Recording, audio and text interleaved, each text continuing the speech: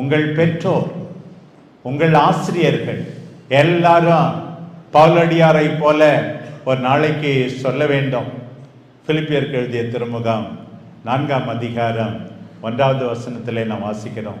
பிலிப்பியரை பார்த்து பவுல் சொல்லுகிறார், நீங்களே என் மகிழ்ச்சி, நீங்களே என் வெற்றி வாகை. என் வாஞ்சைக்குரியவர்களே, நீங்களே என் மகிழ்ச்சி, நீங்களே என் வெற்றி வாகை. அன்பார்ந்த ஆசிரியர்களே, உங்கள் பிள்ளைகளை பார்த்து, மாணவர்களை பார்த்து நீங்களும் சொல்ல வேண்டும். மரியாவை பார்த்து அன்னம்மா சொல்லுவார்கள், அப்படி வளர்த்தார்கள், நீங்களே என் மகிழ்ச்சி, நீங்களே என் வெற்றி வாகை.